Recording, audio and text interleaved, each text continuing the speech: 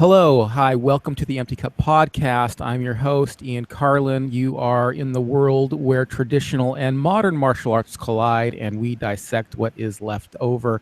I'm glad you could be joining me today. We have with us, by way of Google Hangout, as always, my good friend and co-host, Shad Scott. Hi, Shad. Hello. Hey, thank you. And our very special guest that I got to say I am just honestly terribly excited to have here on the channel. So I might sound like a giddy a giddy young kid, but somebody who's had a tremendous influence on me, particularly over the last and somebody who has like tremendous insight into a lot of different issues. And we are certainly going to ask him tons of questions today. The one and only Adam Chan from Pragmatic Martial Arts, and you might know him from his YouTube page as well, where he does a vlog that I just love. I love this vlog. It's called the Kung Fu Report. Hi, Adam. How you doing? I'm doing good. How you doing, sir? I'm doing really good. Thank you very much. So I always like to start by asking, like, how old were you when you got into martial arts, and what got you into martial arts and your first kind of exposure to the martial art world? If you don't mind just opening up and sharing with our audience. I started martial art when I was 9. It was Wing Chun, and Wing Chun. My dad owned a restaurant, and this man was a cook in the restaurant, right?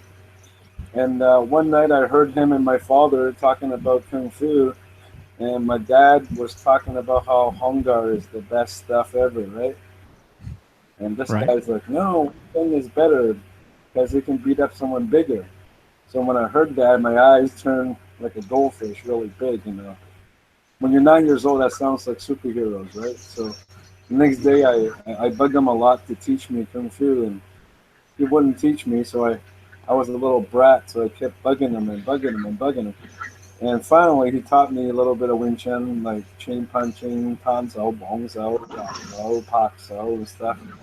And but after a while, he got fired from the restaurant, so I stopped having free kung fu lessons, right? But introduction to martial arts, and I guess that was 1984.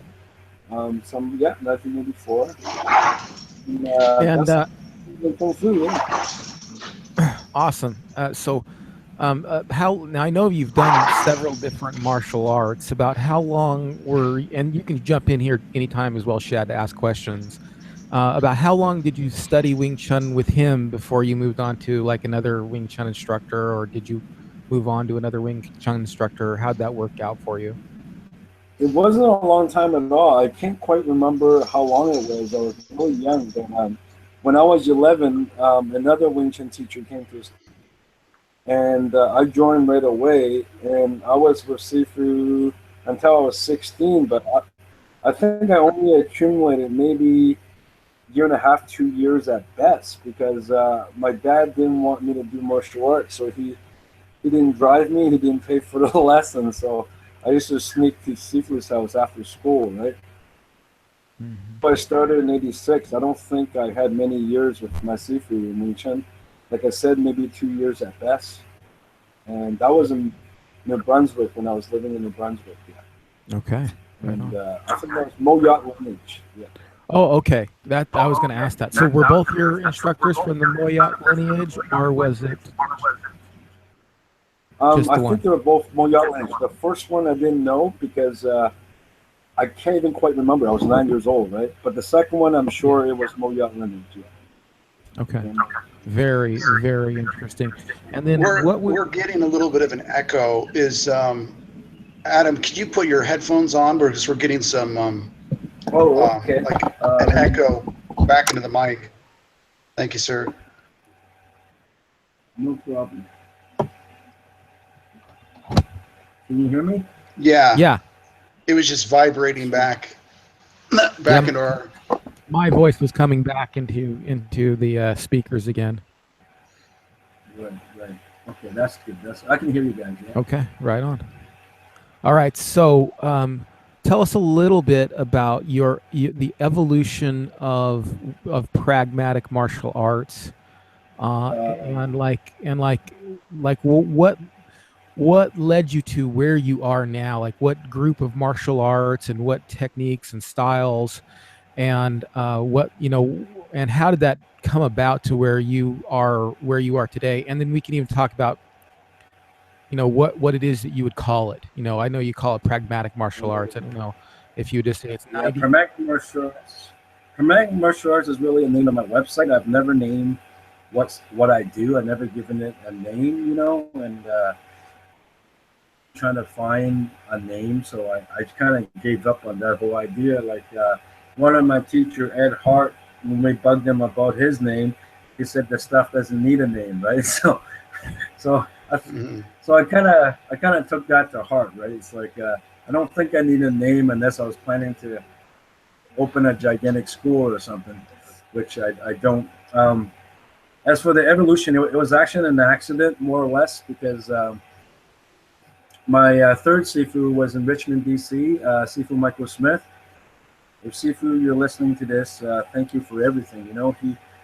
He was pretty much a genius. He was a karate teacher, and then he started Chinese martial art. He did Tai Chi, Bagua, Xingyi, Shaolin, Ji and Moon, each one. So I'm not sure what he taught me. It was all integrated together. I was Sifu for about 2 years, and Sifu moved away to Nelson, BC. After Sifu moved away, I had nobody to train with, no teacher. So I started to look around for different teachers, but I think I was 17 or actually maybe 18 at the time. And I noticed that most of the people I was looking at, the stuff they were doing was pretty much cooperative, right? Mm-hmm. Because of the background I came from, which I'm not going to go into, it was very important for me that my stuff works in a real situation. And that is a good thing. I'm saying that's what happened to me, right? Yeah. And so I couldn't find the answer to that. It's kind of like you see someone teach a skill set. Maybe it's chisao, maybe it's trapping, maybe it's grappling, maybe it's kicking. It doesn't matter what it is about it. But my question was, okay, what do you do if the guy came at you and he's not being cooperative at all? Usually when you ask a question like that, they'll answer that go, hey, we have a non-cooperative model to test this. It's called sparring. And I said, okay, and then you watch him spar, and that is great. And there's nothing wrong with that. But unfortunately for me, I recognized that it didn't really non-cooperative situation, like maybe a carjack situation, maybe domestic violence, maybe a rape situation, maybe a guy pulling a knife and trying to cut you and jump you. So Right. those were the answers I was looking for, but I couldn't find it in martial arts. At least I couldn't find it at the time in the city I live at, right? Mm-hmm. I'm sure there are people with the answers, but I wasn't fortunate enough to meet them at the time. So when that happened, I started to try to find out, right? So I needed some people to train with me in a non-cooperative manner, not in a macho tough guy way, but actually precisely. I try to be as precise as possible to find out a common denominator of how these situation unfolds, how they actually attack. Then I get them to attack me, and I try to find what works in those situations based on all the martial art training I had. And but I realized in order for me to do those experiments, I needed people that knew how to move, right? Mm-hmm. So I had to show them how to move. And little by little, I realized I was starting to teach, but I never wanted to be a teacher. I never felt comfortable being a teacher. Most of the time nowadays, I still don't. But it happened by accident, right? Right. And then, so when you ask me how I evolved, it wasn't a plan. It was an accident. I didn't mean to do it, right? Mm-hmm. I was just looking for answers, Yeah, that's very interesting. Did you turn it all to any type of modern martial art? I know that because I hear a lot of people say what you're saying, and struggled with this myself. You know, you're sitting in class, you know, you're doing chi sao or you're doing a sparring, which is maybe perhaps a little bit more realistic, but there's still some flaws. And you know, you try your best to do something realistic, and you go, well, look at like something like a modern martial art like MMA. They're non-cooperative. They're really trying to hit you. It you know, and I love MMA, but it seems like you got the same result but still retained your traditional ideals. That's what it seems like, just from well, a so is perspective of MMA. watching. Say that again. MMA is traditional martial art. Boxing is about what 600 years old at least. Brazilian Jiu-Jitsu came from judo. Brazilian Jiu-Jitsu came from judo. Judo came from Japanese Jiu-Jitsu. The founder of judo, Kano's best student, went to Brazil and taught Helio Gracie and Carlo Gracie how to roll. They modify it, turn it into 90% ground game, and it became BJJ. There's nothing modern about it. And you look at Muay Thai, that is traditional martial art. Boxing came from fencing. Fencing is traditional martial art. People say the word traditional, it gets a bad press. But, I mean, if you really look at the timeline, I don't really know where modern begins and where tradition starts, right? Well, that's a really good point. I mean, I think a lot of times we get caught up in these labels and we think in terms of really black and white. But the reality is modern and old they're interconnected. They're not separate. If you look at like fashion, right, you can't have modern without old, right? They're not separate concepts. They don't exist in a vacuum. They only exist in relationship to each other. And I think I think a lot of times we get caught up in thinking that things are black and white, and that's when you get the divisions of MMA versus traditional martial art, or vice versa. Yeah, that's the really good way to put it, Shaq, because it's really convenient for us to just say, okay, this is traditional and that is modern. But if we start letting ourselves think like that, then we're not going to look any deeper, right? So, you know, and MMA is non-cooperative and sparring is non-cooperative. Scenario training is also non-cooperative. But if you really think about it, everything is actually scenario training, you know? Everything is situational. Everything depends on the stimuli, and you design a response for it. If you do non-cooperative scenario training where it's multiple opponents, and you might do it a carjacking situation, maybe an ambush situation, whatever. But MMA or sparring is another scenario. It's the scenario of dueling. Dueling is one of the scenarios, right? Unfortunately, dueling is not a scenario that happens when criminals want to attack you, right? There's a vast difference between hunting and fighting. If you look at the animal kingdom, you'll see this. There's only two types of conflict an animal has: fighting or hunting. Animal fights is when they're trying to get laid, right? They fight the same species. They always fight the same species for alpha male status to try to get laid. It's a pure accident.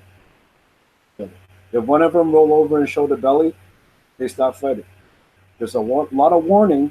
There's a lot of telegraphing on purpose, a lot of growling, a lot of posturing, right? Right. That's fighting. That's dueling. Now, but when an animal is fighting a different species, when it's defending their children, or when they're trying to eat something to kill it for food, an animal hunts. An animal never fights. It's all ambush. It's all guerrilla tactics. It's all stuff, right? Now, humans are partly animal. There's a part of us that's an animal. It's a reptilian brain. And if you look at our behavior, we're exactly like animals. What do you see most fights in any city? In a bar, when they're trying to get laid. The most dangerous guy is the guy that can't get laid. He's the one picking fight, right? Now, if you look at most bar fights, a lot of pushing, a lot of posturing. If death happens, it's an accident. They're really going for a fist fight. If they wanted to kill each other, they would have pulled a weapon already, right? So, but look what happens when humans are serious. Look what happens. It's exactly like animals. When humans are serious, they never, ever fight. They only hunt. Look at the military. Look at the police. Look at criminals. The police, when they kick your door down and come in with guns, They're not going to send you a memo. There's no posturing. There's no growling. Right. There's no warning. So Right. catching somebody by surprise. It's the military. So there's criminals. Right. So if we don't know the difference between fighting and between hunting, we have ourselves a problem, because now we're arguing about apple and oranges, right? Right. So now, if you look at the motivation, what's the motivation of fighting?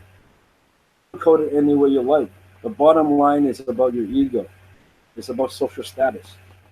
It's about being the toughest guy in the room, right? But what is the motivation of hunting? Is usually about survival. And the motivation for survival is either good or bad.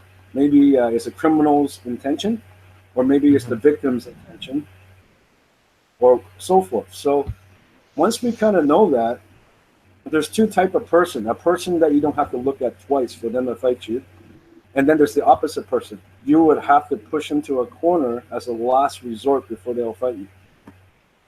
One guy's a fighter. Do you can I ask this question?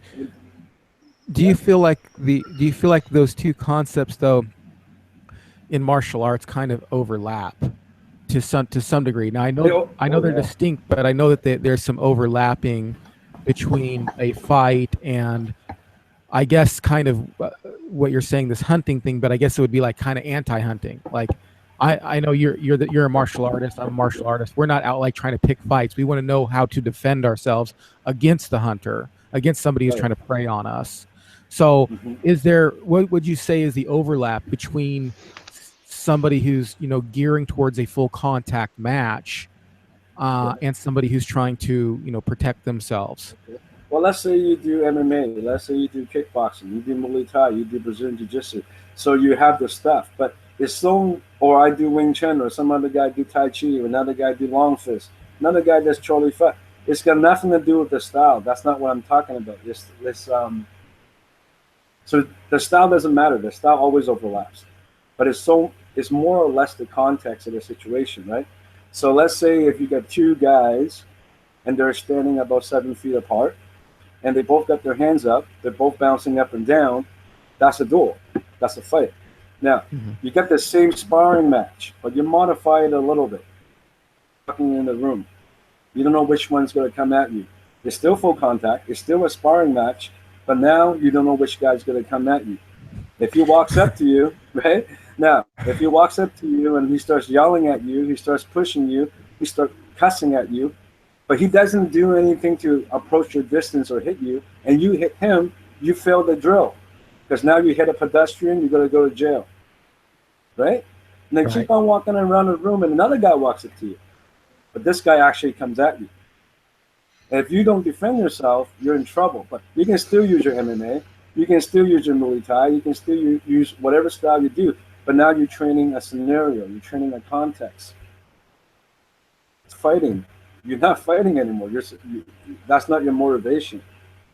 You're right. Your motivation is to get out of that room in one piece, right? You get 50 guys in a room. One guy's got a gun. One guy's got a knife.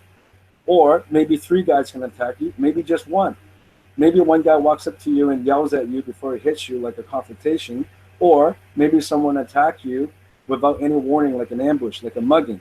Now there's 7 scenarios in this room. 50 people walking in this room. You do not know which scenario you have to face.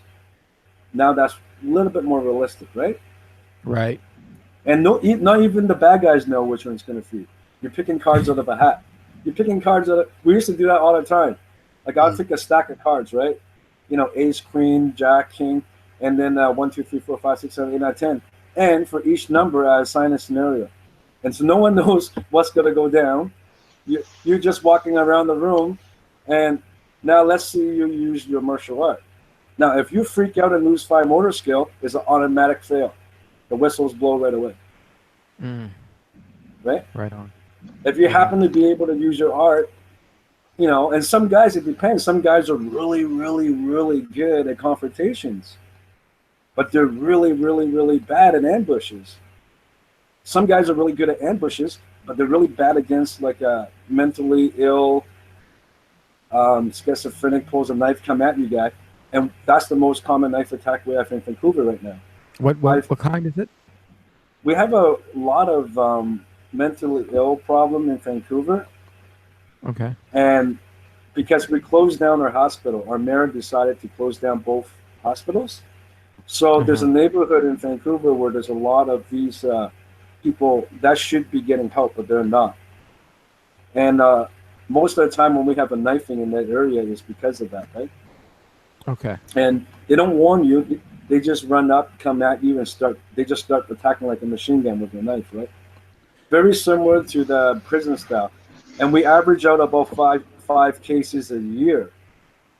Wow. Now, so and it doesn't even resemble anything that you see in martial art. Most of the knife fighting to me is kind of like, well, so scenarios is a good way to find out where you're at. Mhm. Now, but some people can handle that scenario, but they can't handle a multiple opponent scenario, right? Right. Right. So everybody's a little bit different. By training like this, you find out right away and where you're strong at, and if you find out where you're weak at, you do the particular skill set that fix that particular problem, right? Right. Right. About 5 years ago, most of the people that come train with me were teachers of different schools. A lot of them asked that their name will never be stated because they had their own school. But most of them, when I put them through that kind of training, they were very surprised that strong in one area, weak in another, right? But I don't recommend this training for people, and I don't do it with my students anymore. I had an 85% dropout rate, Hmm. and they were teachers. So now I don't do that anymore. I only do that with a few students now. But I refuse to teach it. I don't teach it at workshops. I don't, I You don't don't. put people up there because you can get you You can don't. give people post trauma stress disorder with this kind of stuff, right? Oh, Hmm. really? Wow. I'm all sitting here thinking we Yeah. got to start implementing this, Shad. Because No, this sounds interesting. I mean, Well, it's very creative. It's very I mean, creative in there's the a way lot of that you handle it. psychology to what he's doing. I mean, he's systematically conditioning the brain to respond to a spontaneous stimulus. Um, so I mean,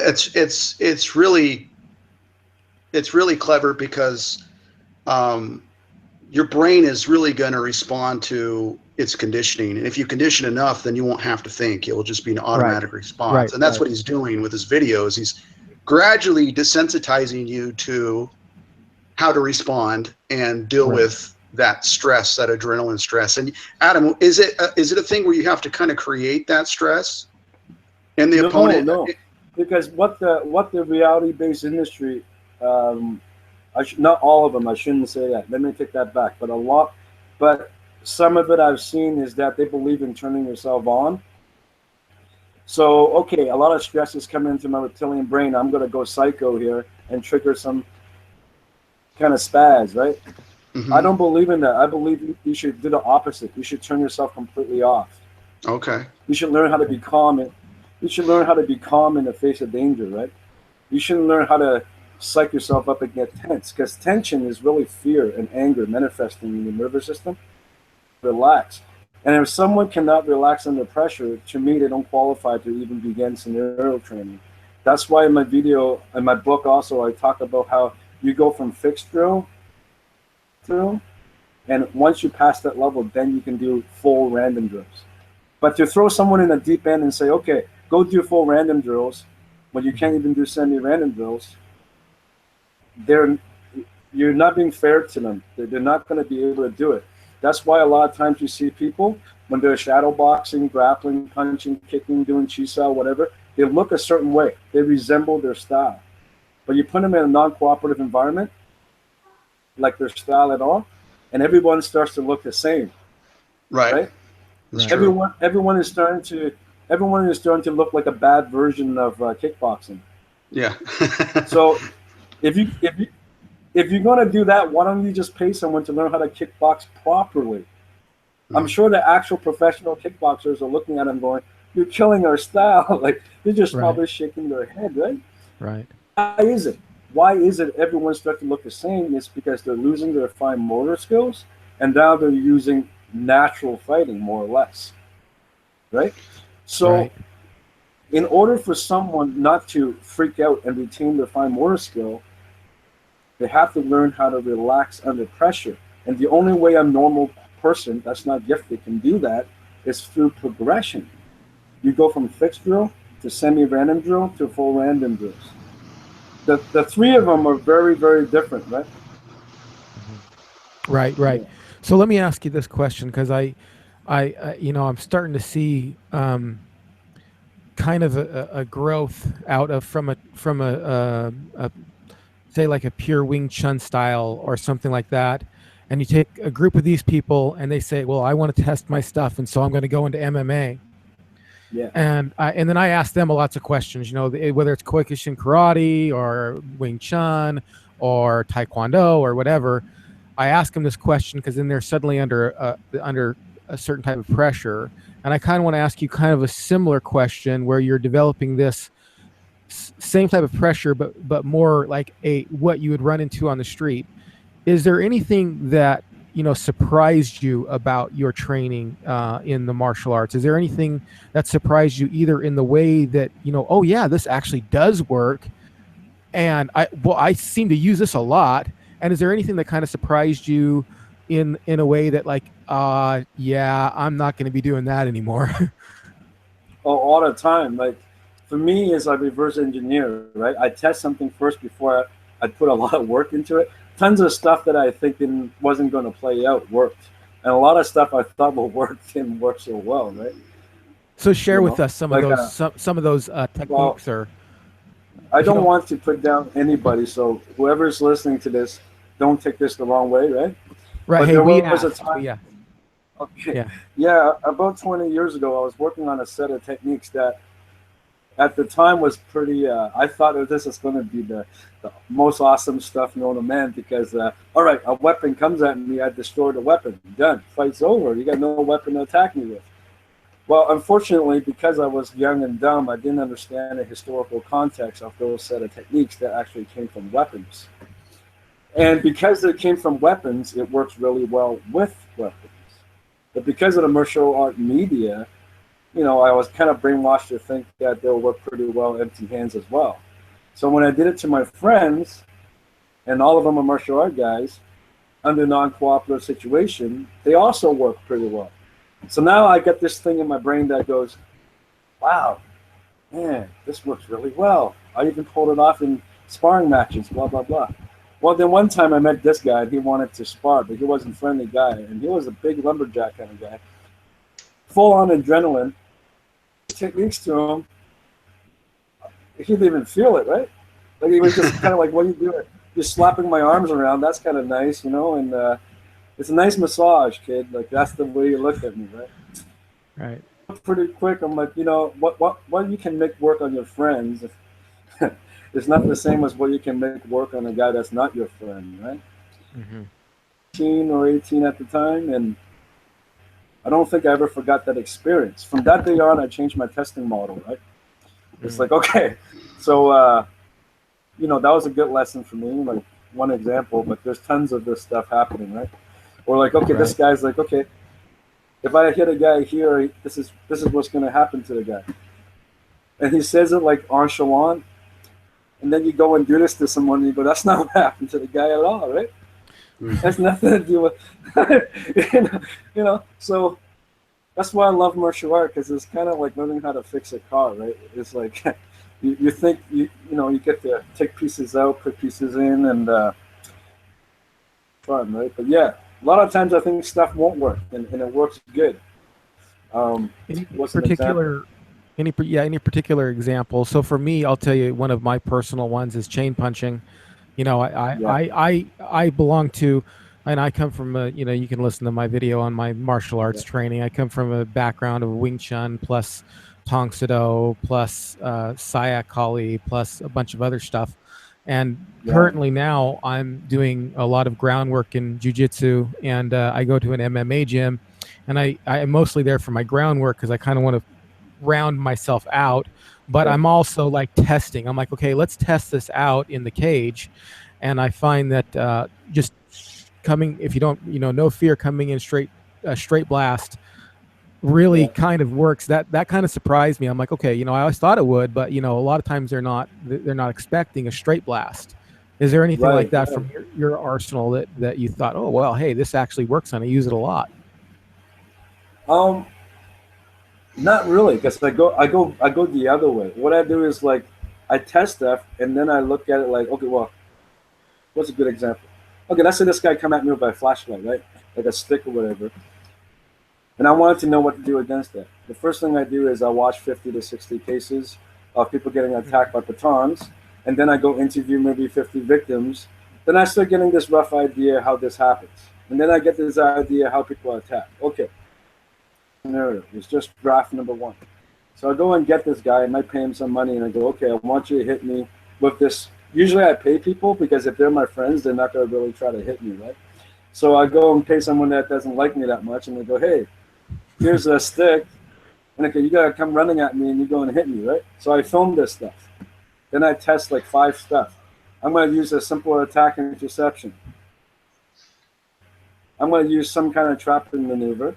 Number 4, I'm going to use some kind of countering maneuver. And then number 5, I'm going to use some kind of redirecting, faking maneuver. And I test each one out about roughly maybe 20 to 50 times, right? Mm-hmm. Usually when I do that, 1 out of the 5 will work about 80% of the time, right? Right. The other ones will probably work about 10 or 20% of the time. So once I found out which one has the highest percentage, I go away and I look at it and I go, hey, why did it work? And once I figure out why it worked, maybe it was a timing thing, maybe it's a speed thing, maybe it's a power thing, maybe it's a sensitivity thing. Once I figure out what worked, I go away for 3 months and I amplify the crap out of that attribute to the best of my ability, right? Once I do that, I go and I retest it. And usually when I retest it, it works a lot better than the first time because I went away and trained it, right? Right. Right. Once I figured that out, on the third loop, what I do is I try to ask myself, did I get my body to do that? And then once I figured that out, I design drills to do it. Mm-hmm. So my students, if I can get this guy who's my student and I can get him to be able to do it, then I know I designed something half decent, right?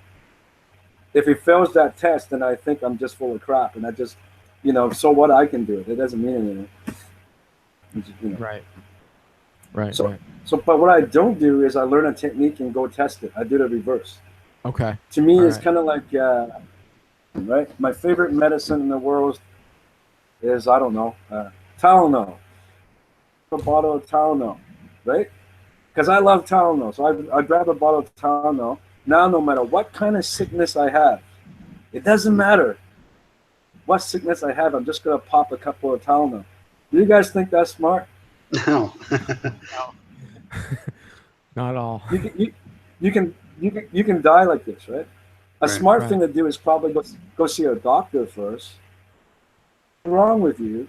And then go take the right type of medicine. Wouldn't you agree? Yeah, Right. for sure. Got to get an accurate diagnosis. Right. Right. But in martial art, we do the opposite. We don't see the doctor first. We grab our favorite medicine first and then hope it works when we go test it. Right. We answer every question with our presupposition. But I don't do that. I see the doctor first. The doctor is the non-cooperative test. It tells me which medicine I need. Then I go away and learn that style, or I go and learn that drill. Jiu-jitsu now. Okay, then I go do jiu-jitsu. Oh, I need to do push hands. Oh, I go learn push hands. So I want to see the doctor first, right? Right. Okay. Wow, that's interesting. It's very interesting.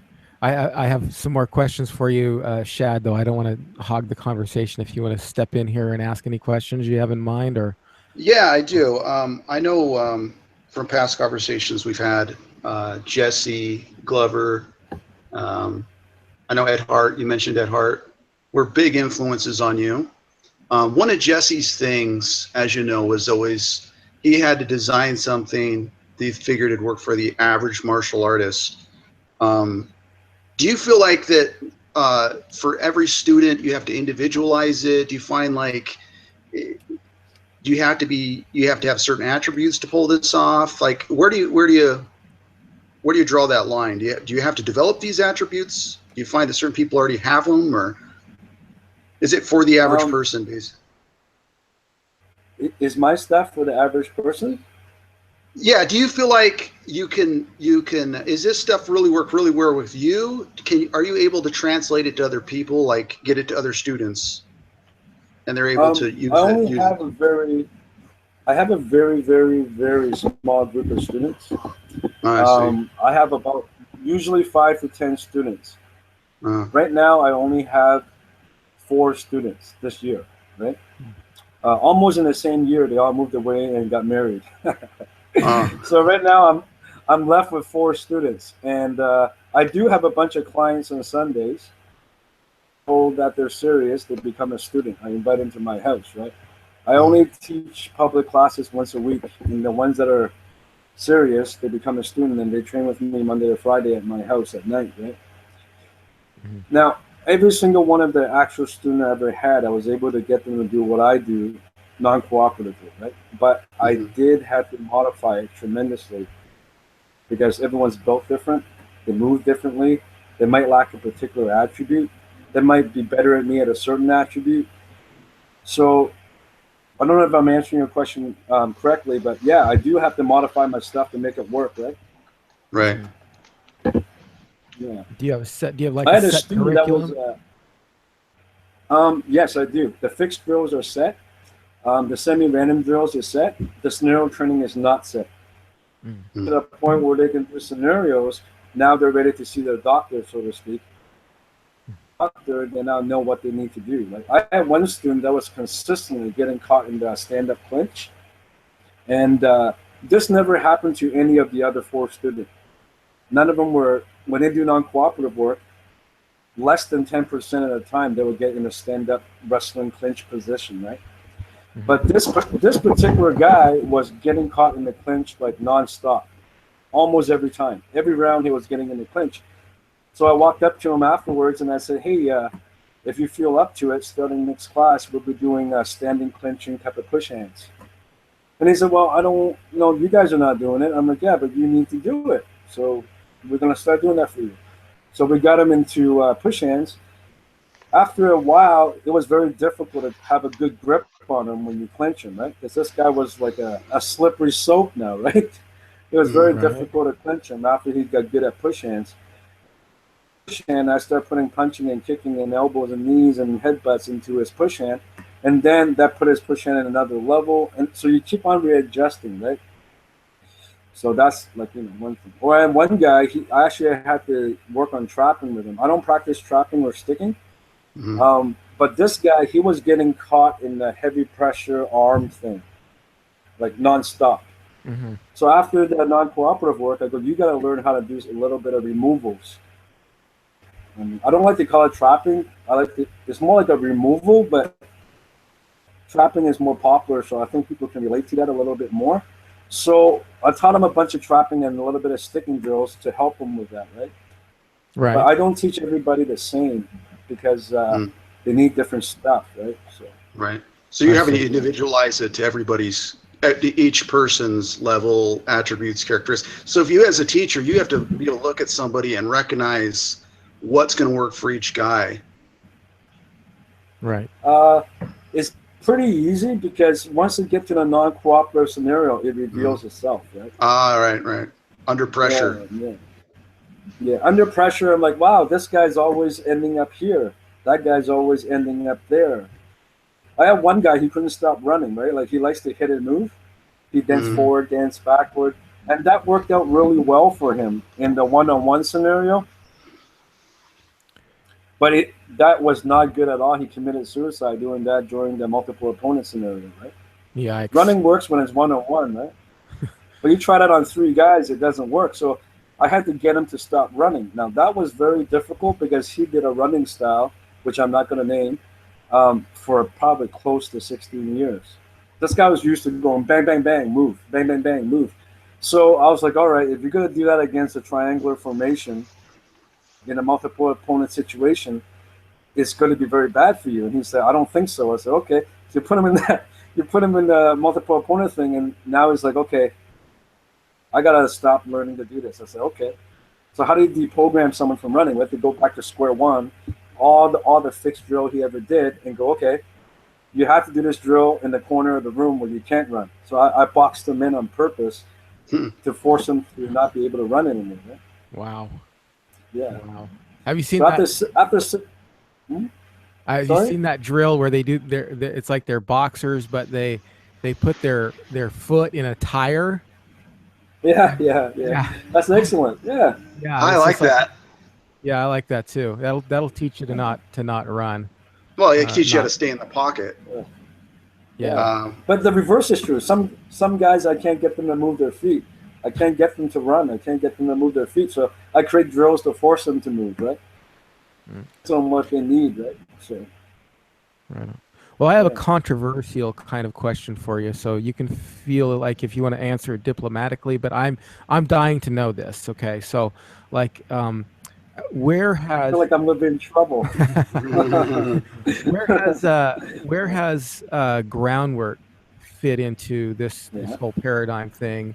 I asked It this fits me quite a bit. purely selfishly, because I'm now approaching, after, I've been in martial arts. I'm 43.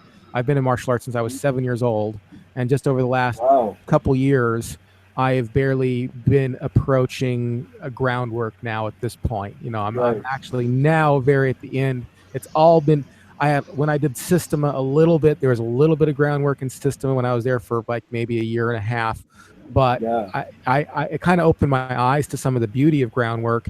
And so my kind of JKD mentality took over, and I was just like, when I came back to the States, I was like, well, if I want to know groundwork, I go to the best people who know groundwork. If I want to go to kicking, I go to the best people who know kicking.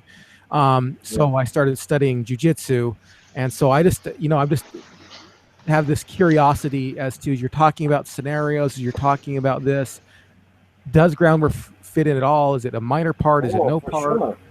Yeah. It's like the same rule I always have, right? Like I throw these guys in this scenario, and if let's say person A is always on the ground, well, after that I blow the whistle. I go, hey, I'm going to send you to a BJJ school, right? And then when you come back, we'll modify it for you, right? Like I recently had a student that came from Toronto. He was pretty good at BJJ. Long before he met me, he did many, many, many years of BJJ, and that's the art he teaches.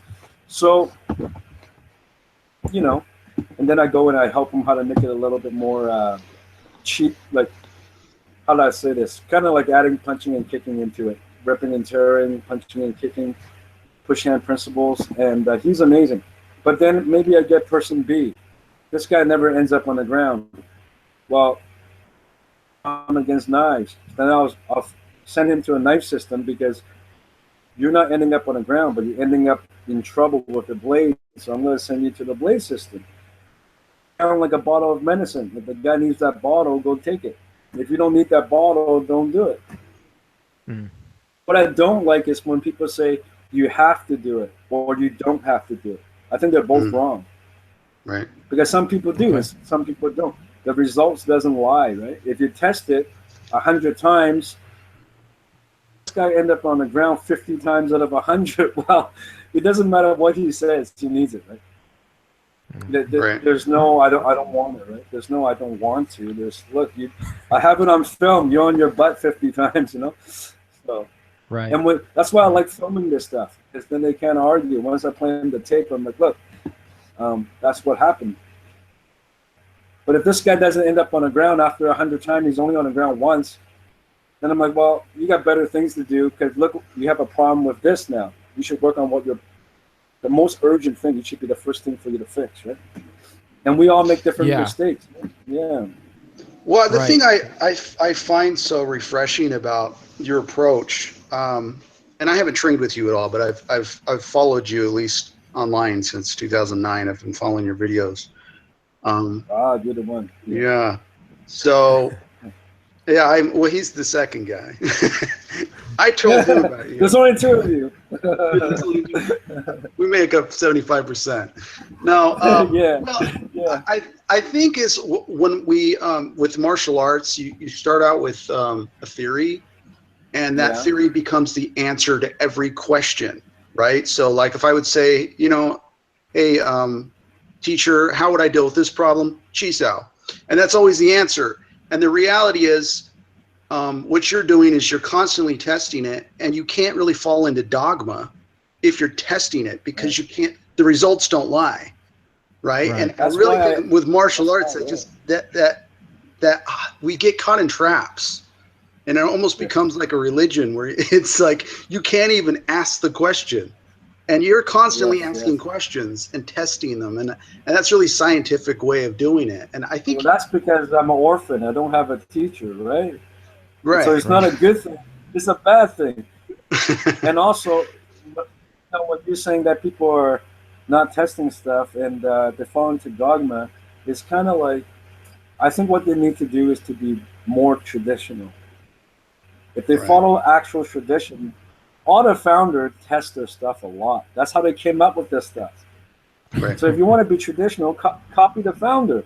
The founders were usually soldiers, most of them, you know, or they're ex-samurais, or they're ex-generals, or, I mean, every single founder were not theory guys. They weren't theory guys. right. You know, they went to test their stuff and they found out something new, and then they made up a new system. So I believe in tradition. Like, go all the way back. Don't half-ass tradition. Go all the way back. Yeah. Right. You tell them you're not traditional enough. You need to go further back. Don't go back 25 years. Let's go back another couple hundred years. Yeah, when the guy was still on horseback, you know, going to war. I mean, that guy knew what he was talking about. There was no theory. Right. Like, you know, Right. Yeah. Right. I think a lot of it is, I think when we follow is what it is when we follow other people, we emulate them, when we imitate them. And if we're testing stuff, we can't deny that we don't have attributes. Yeah. We can't fantasize we're good at something. We're finding out we're not, or we find out we're better at something we never thought we would be, you know, by testing it. So but it's really something that's rare. For me, I like to question the motivation for not changing, for not being flexible, for not questioning things. And I notice people that have the luxury to be like that has lived a really good life. And I admire that. I'm not saying that it's a put down. I'm not saying that it's a put down. That means they had a good childhood and they've never been attacked before. Most of the martial artists I've met that are flexible has been through some bad stuff. You know, when you've been through a situation where you're put into a situation where you have to protect people you love, you become flexible very fast. It's part of your reptilian nature, right? It's part of your DNA to protect people you love. And when you're put in that situation, it's pretty hard to be stubborn, right? Right. Well, you don't care about following some organized belief. All you care about is saving the people you love. So people that's been in that situation are not stubborn.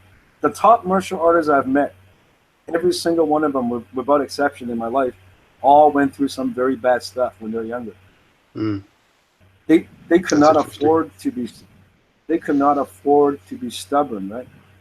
I mean, flexibility comes with a price. So when people are very stubborn, I don't put them down. Like, a lot of guys are, man, that guy's so stupid. He's blind, blah, blah, blah. I'm like, that just means he had a good childhood. You should wish him well. It probably means he grew up in a sheltered environment, never been attacked. Good for him, right? And so I try not to have any ill feeling about that. I just don't argue with him. I just walk away, right? But you know, it means they had a good life. That's good, right? Right. Yeah. That's an excellent way to put it. I have to attest to that personally, because it wasn't until I was like, you know, I can't remember how old I was, but you know, I was doing like Tong Soo. Basically, it was a system called White Dragon Martial Arts, but it was basically Tong Soo with some Kung Fu and some Aikido mixed in, and that's what I got my first black belt in. But right before I got my black belt, I was in a kitchen. I was working as a cook in a kitchen, and I was just messing around with a guy. Like, we were just shadow boxing and sparring, and he would have whipped my butt. I mean, he would have whipped me good. And that was the first time. It was to a degree, of course, he didn't really beat me up, but it was traumatic to my own psyche, because I was just like, oh crap, this claw technique that I learned from, you know, White Dragon Martial Arts didn't, you know, I tried to come in with a claw technique, and he's going bang, bang, bang. And I'm like, wait a minute, this isn't this isn't working. I don't know. And it was traumatic to me. And this is at the almost around the same time the movie Dragon came out, the fake movie about Bruce Lee's life or whatever. But it still turned me on to, hey, wait a minute, you have to actually think about that. But what you're saying, just up to that point, maybe a couple of little schoolyard shoves and stuff, but it was a traumatic event, and it could have been way worse. I know it could have been way worse, but for me, it was like this psychic traumatic event that I was just like, I would have gotten my butt kicked, and I'm one away from my black belt, and that's at the time I was one stripe away from my black belt. I was a first red, and I was like, I'm one stripe away from a black belt. Here's a street fighter. He would have beat the crap out of me, and I couldn't have done anything to stop him, and that was crazy. Yeah. So yeah, traumatic events do kind of change your world, and I'm a testimony of that. So. Yeah, every single one of them I met, man. Yeah. All right, so let me ask you a couple other questions. Like, I've only got like 100. I got every time we talk, then I have a couple more. But there's a couple things that I would really love for you to answer. It's stuff that you've answered before, but I want my audience to hear it, and then maybe, so that in turn they will come to your channel, because I felt like there was such insight and wisdom to some of your answers on this. So I've got two I'd really love to ask you before we wrap the show up, and then actually one final question that I ask all my guests. But the two is, how important are attributes compared to techniques? You went over this when you talked about women's self-defense. You said that it's attributes that win fights, not techniques. Could you just briefly cover that for the audience? One of the things that I want to tell you about me, because you seem like a really nice guy, is that I'm not very truthful when I write my comments. By that I mean, like, if I see people not emphasizing attributes and they think techniques win fights, which is BS, I'll constantly write articles about how techniques don't win fights, attributes do. And then 5 years down the road, the martial art community will change, and everyone's talking about attributes and ignoring techniques, and that's a good way to die. I'll be like, techniques is the way to win fights. Attributes is no good. I constantly do that in my career, right? Because I want people to have a little bit of balance. I do that to my students all the time. Like, this guy will be ignoring technique and just going nuts on attribute. And then, he's like, Adam, why am I not improving? I'll be like, well, attributes are not important. Techniques is what's important. And then I'll go up to another student. I'll be like, techniques are not important. Attributes is where it's at. These guys are. So it's like when they get together after class, they're like, shit, Adam's lying to us. No, it's like a proverb. There's one proverb that says many hands make work light, and there's another proverb that says many cooks spoil a stew. Well, which is true? Yeah. They're both true. Yeah, it's true. Right. It's simultaneously true. They're both true. Yeah. You give them. Sorry, go ahead. Oh, I was just going to say, you have to have insight into which one's true at a particular time. Right. You give them the medicine they need. You don't just give the same medicine to everybody, right? This guy's ignoring technique. He thinks strength and speed alone will do the trick, but he's telegraphing a lot. He has no technique. He doesn't understand kinetic change. He doesn't understand how he can move the weapon first to telegraph less, but he does understand he can move the weapon last to add power. But he doesn't understand he can do both in the same time. That's all technical training. So if he just gets faster and faster and faster, he's not going to get any better. So you tell this guy, you go, hey, you know what? Techniques is the essence of martial art. Forget attribute. Then you go up to a second guy. This guy is just working on technique, but he's very weak. No speed, no reaction time, no sensitivity, no coordination, no balance, no awareness, no confidence. Well, that guy, you go, hey, techniques don't matter. Attributes where it's at. Right? So usually it's the senior students that you have to tell them techniques are important. Those are the guys that's neglecting technique, and they're hard to teach because they're always winning. And because they're always winning, they don't take feedback that well, because they're like, well, what I'm doing is already working. So it's hard for them to adjust, right? So when I say techniques don't work, I mean it, but I don't, right? It depends on who I'm talking to. Yeah.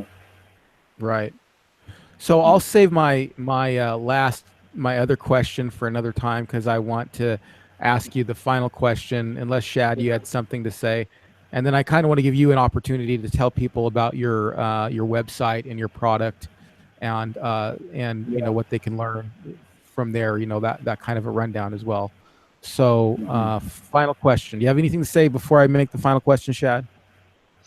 I'll just comment. I've actually ordered one of his. I paid the fee to watch the videos on his website, and they're awesome.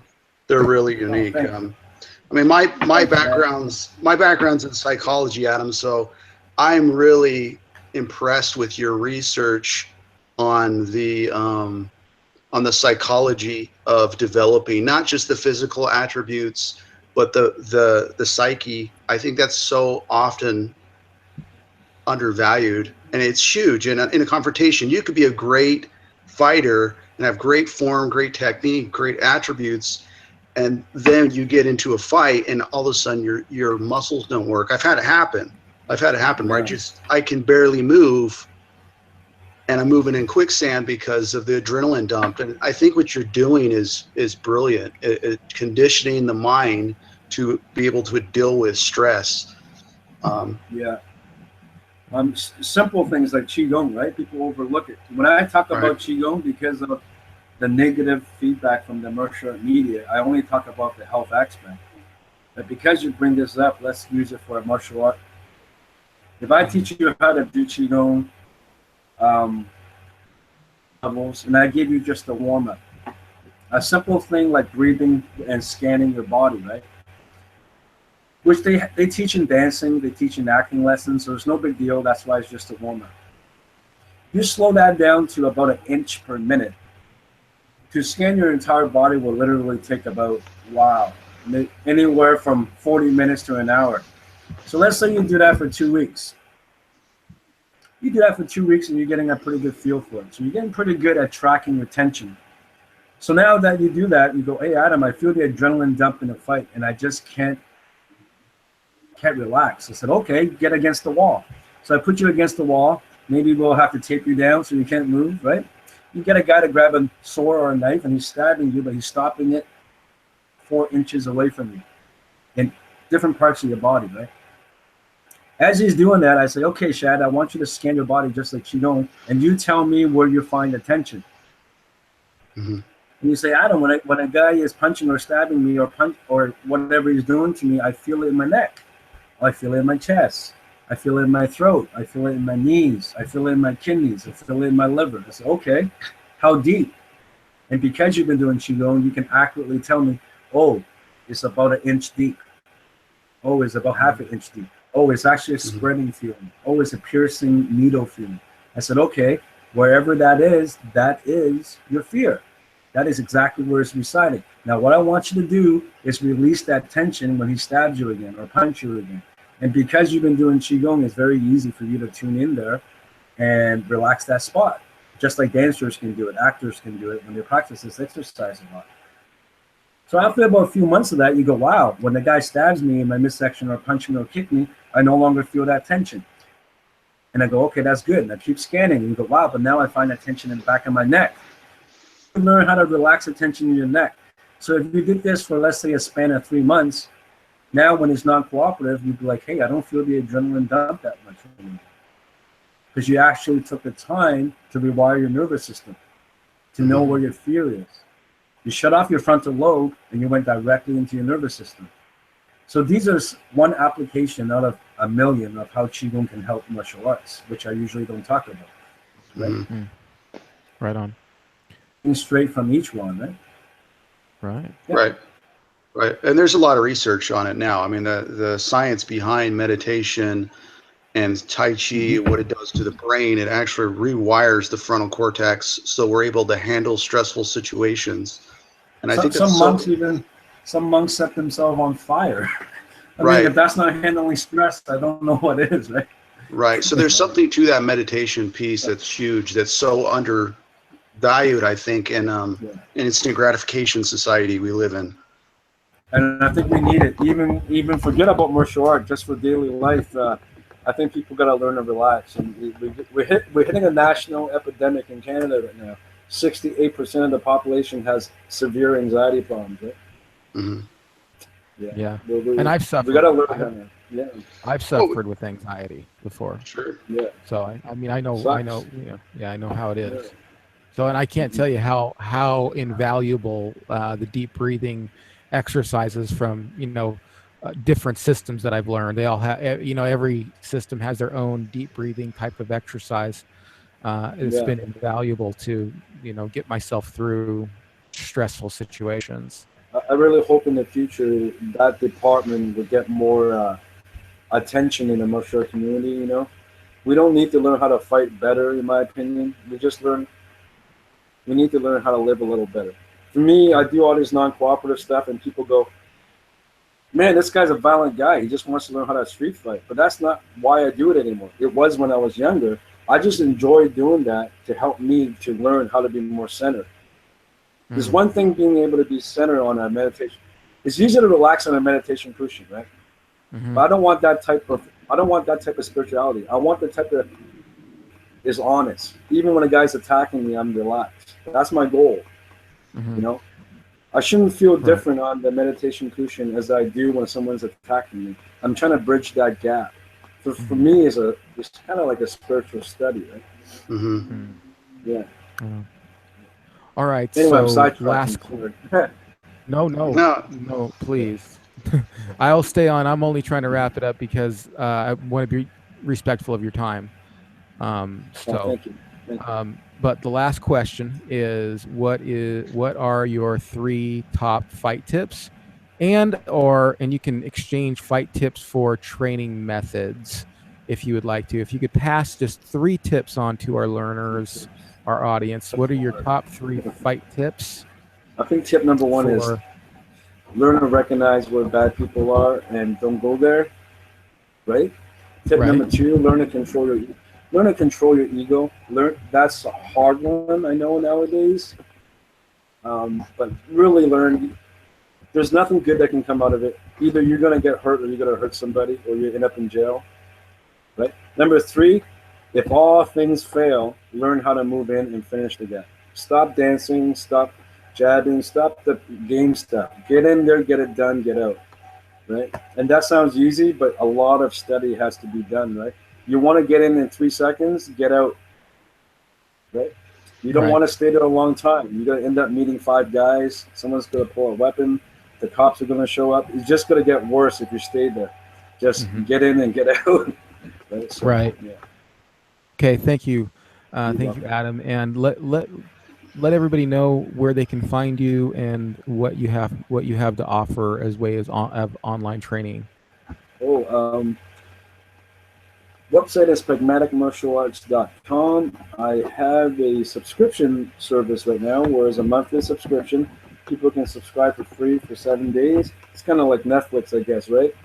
Every week, every week there's a new training series that come out. Trapping, punching, long pole fighting, chisao, and etc. And also every series is going to be followed by a live streaming webinar.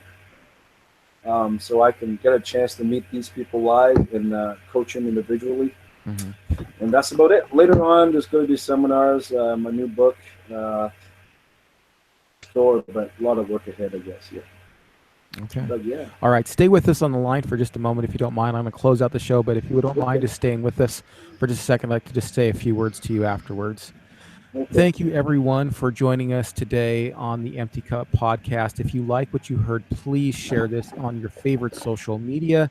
And do me a favor, a personal favor, go to Adam Shan's site, Pragmatic Martial Arts, and let him know that you heard about him through us. I would really appreciate that.